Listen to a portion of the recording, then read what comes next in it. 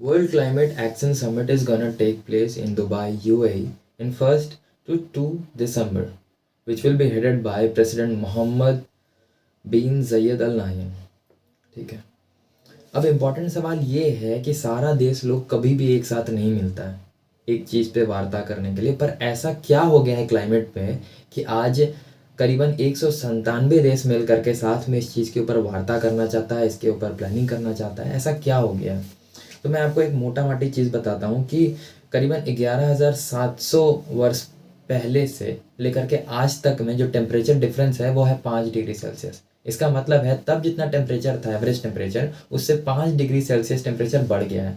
अगर आप 1800 से कंपेयर करें तो 1.5 डिग्री टेम्परेचर बढ़ गया है। अब टेम्परेचर बढ़ने से क्या फ़र्क पड़ता है, यही सवाल है। आप सोचोगे टेम्परेचर बढ़ रहा है तो बढ़ने दो, अपने का क्या जाता है। टेम्परेचर बढ़ने से सबसे बड़ा प्रॉब्लम पता है क्या है? सबसे बड़ा प्रॉब्लम है ग्लोबल वार्मिंग का। अब आप बोलोगे कि ग्लोबल वार्मिंग क्या होता है, तो ग्लोबल वार्मिंग में ओजोन लेयर, जो O3 लेयर है जो कि हम लोग को प्रोटेक्ट करता है यूवी रेस से, वो जो है वो वैनिश होता जाएगा। ठीक है। और ये चीज़ पता चला 1974 में कि वो वैनिश हो चुका है काफ़ी हद तक। इसका मतलब है उससे आपको क्या फ़र्क पड़ना है, वैनिश हो रहा है होने दे। अगर यूवी रेज यहाँ तक पहुँच गया तो अपने को चर्म रोग होगा, कैंसर होगा, शरीर जल जाएगा, सन में बाहर नहीं आ पाएंगे। और अगर आप ध्यान से सोचो, अगर आप अपने घर से ही बाहर ना निकल पाओ तो दिन के टाइम में स्पेशली, दिन जो कि करीबन 12-14 घंटे का होता है, अगर आप उस टाइम बाहर ना निकल पाओ तो आपको कैसा महसूस होगा। तो इसी का बात है कि ग्लोबल वार्मिंग से रिलेटेड, क्लाइमेट चेंज से रिलेटेड अगर आप ध्यान से देखोगे तो सारा जो सीजन्स है वो शिफ्ट होते जा रहा है। वो क्यों है? वो इसीलिए है क्योंकि क्लाइमेट में बहुत लेवल पे बदलाव हुआ है, टेम्परेचर राइज हुआ है। इसी को लेकर के ये समिट होता है, लोग आकर के बात करते हैं अलग अलग देशों से, करीबन 197 देश के मेंबर्स आते हैं और बात करते हैं। तो ये इस बारी 1 और 2 दिसंबर के बीच में यूएई दुबई में होने वाला है। ठीक है, मोदी जी भी जा रहे हैं। अब इम्पॉर्टेंट बात ये है कि हम हिस्ट्री कहाँ से चालू करें, इसका इतिहास क्या है, हमको कब पता चला कि हाँ टेम्परेचर राइज हो रहा है। तो 1920s के टाइम पे 1920s के टाइम पे एक रेफ्रिजरेटर इस्तेमाल किया जाता था। ठीक है, जैसे आज हम लोग फ्रिज इस्तेमाल करते हैं CFC का यूज़ करके, क्लोरोफ्लोरो कार्बन का इस्तेमाल करके, वैसे ही पुराने ज़माने में सल्फ़र का और अमोनिया का इस्तेमाल करके फ्रिज में वो ट्यूब्स डालते थे ताकि वो ठंडा रख पाए सामानों को। अब सल्फ़र और अमोनिया से क्या होता था कि लोग सोते रहते थे, अगर वो गलती से लीक हो गया ना, अगर गलती से उस मशीन में, फ्रिज में कुछ मेल फंक्शनिंग हो गया तो आदमी सोते सोते सो जाता था। ठीक है, इसलिए इसका इजाद पाने के लिए, इसका कुछ सोल्यूशन निकालने के लिए एक आया साइंटिस्ट जिसका नाम था मेटली। उन्होंने एक कंपाउंड का इजाद किया जिसका नाम था फ्रियोन। अब फ्रियोन कूलेंट का काम करता है। फ्रियोन का इस्तेमाल करके उन्होंने फ्रिजेस बनाए 1928 के आसपास। फ्रियोन एक CFC है। ठीक है, जिसके वजह से ये एक बहुत बड़ा कारण आया जब से CFC का इजाद हुआ। सब जगह, चाहे वो स्प्रेज हो या फिर फ्रिज हो, ये सब जगह पे CFC का यूज़ होना इस्तेमाल हुआ। और अभी जब CFC आ गया तो इसके वजह से ग्लोबल वार्मिंग बढ़ता गया। और 1974 में पहली बार पता चला कि ओजोन लेयर नाम का एक चीज़ है जो कि कम होते जा रहा है, जिसके वजह से यूवी रेज का जो आगमन है वो वर्ल्ड में घुसता जा रहा है। ठीक है, और ये कोई पर्सनल प्रॉब्लम तो नहीं है ना, वो किसी स्टेट का, किसी कंट्री का पर्सनल प्रॉब्लम नहीं है, ये पूरे वर्ल्ड का एक पर्सनल प्रॉब्लम है कि नहीं? तभी इस चीज़ को मद्देनज़र रखते हुए 1974 में ये अपने को पता चला, ठीक है, कि ओजोन लेयर जो है खाया जा रहा है। 1987 में, आप समझ रहे हो कितना देरी होता है काम करने में। 13 साल के बाद मॉन्ट्रियल प्रोटोकॉल नाम का एक प्रोटोकॉल है, वो एक इंटरनेशनल ट्रीटी था जिसमें कि 30 से ज़्यादा देश के लोग आ करके फ्रियोन और CFC जैसे कंपाउंड का यूज़ करना बंद कर दिए। ठीक है, शपथ खाएं कि आज से हम CFC का इस्तेमाल नहीं करेंगे। फिर इस चीज़ को और मद्देनज़र रखते हुए 1991 में बायलैटरल एग्रीमेंट हुआ US और कनाडा के बीच में, ताकि एसिड रेन रुक पाए। और एसिड रेन होता किससे है? तो इसी चीज़ से, जितना पोल्यूशन करोगे, जितना ग्रीन हाउस गैसेस छोड़ोगे, उस सब से CFC होगा, है कि नहीं? अब US और कनाडा ने मिलकर के प्लान बनाया कि आज से हम सल्फर डाइऑक्साइड का इस्तेमाल एकदम कम कर देंगे।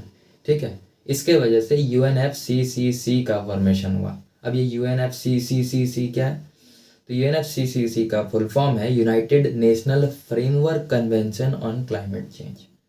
अभी आगे जाके और पढ़ेंगे कि क्या क्या सिस्टम है, क्या क्या चीज़ हुआ। 1992 में रियो अर्थ समिट हुआ, जिसमें 154 देशों ने भाग लिया और उन्होंने साइन किया एक ट्रीटी यूएनएफसीसीसी के साथ, ताकि ग्रीन हाउस गैसेस को स्टेबलाइज किया जा सके।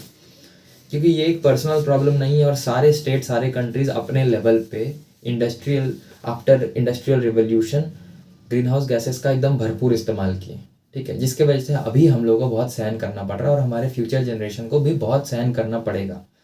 हमने अभी थ्रू यूएनएफसीसीसी हमने एक शपथ लिया है कि हम इस सेंचुरी में, मतलब 2100 तक के बीच में, हम 1.5 से कम, मतलब 1.5 या फिर 2 डिग्री सेल्सियस से कम ही टेम्परेचर बढ़ाने का कोशिश करेंगे। घटाने की बात नहीं हो रही है, बढ़ाने का रोकथाम का बात हो रहा है, ठीक है। तो ये एक प्रॉब्लम है हमेशा से, इसीलिए हर बारी ट्रीटीज़ करवाए जाते हैं, बातचीत होती है, और इसी के कारण आगे और भी ढेर सारे समिट्स के बारे में अभी जस्ट बात ही करेंगे, ठीक है।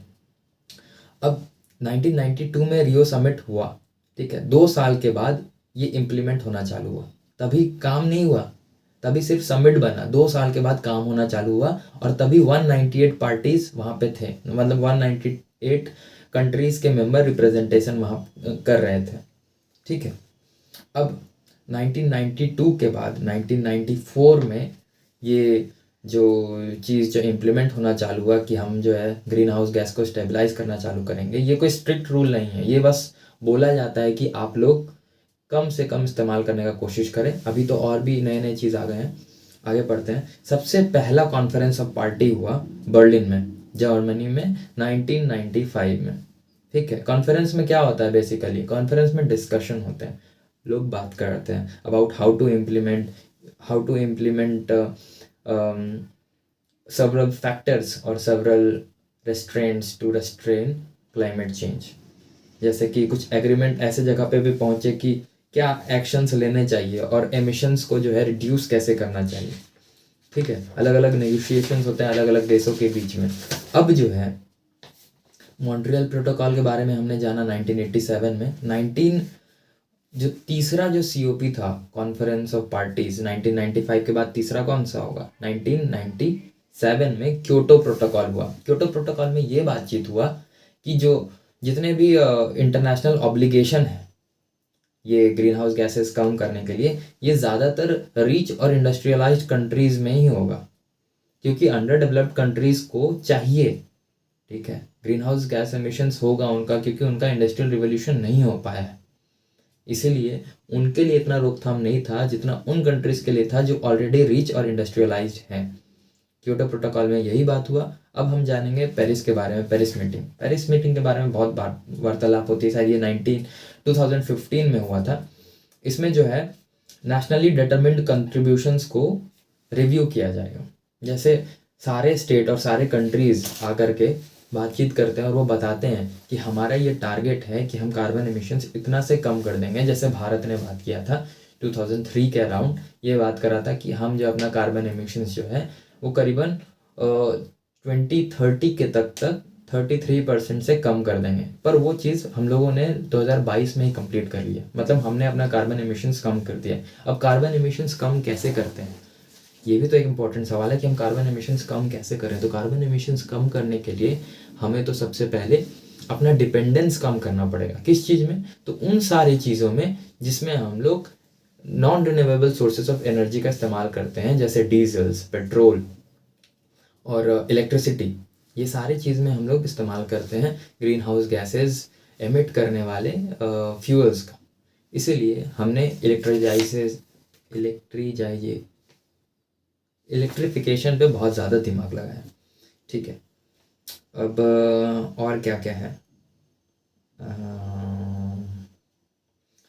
1 दिसंबर को वर्ल्ड एड्स डे बनाते हैं, 2 दिसंबर को वर्ल्ड पॉल्यूशन कंट्रोल डे बनाते हैं, ठीक है। जो ये समिट है वो बनाया क्यों गया, UNFCCC का काम क्या है, वो यही टारगेट करके रखा है कि इस सेंचुरी में हम अपना टेम्परेचर 1.5 डिग्री सेल्सियस के आसपास रखने का कोशिश करेंगे। कैसे, तो हर जगह रिन्यूएबल सोर्स ऑफ एनर्जी को बढ़ोतरी दे करके।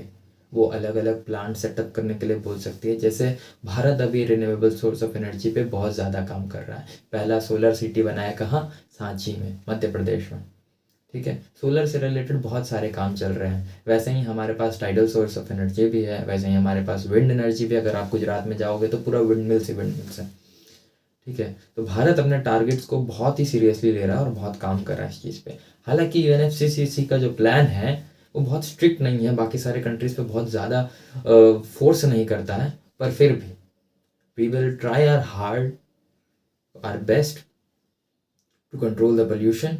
और जो दिल्ली में काम चल रहा है वो पोल्यूशन वाला, उसको भी कम करने का कोशिश हम सारे मिलकर साथ में करेंगे।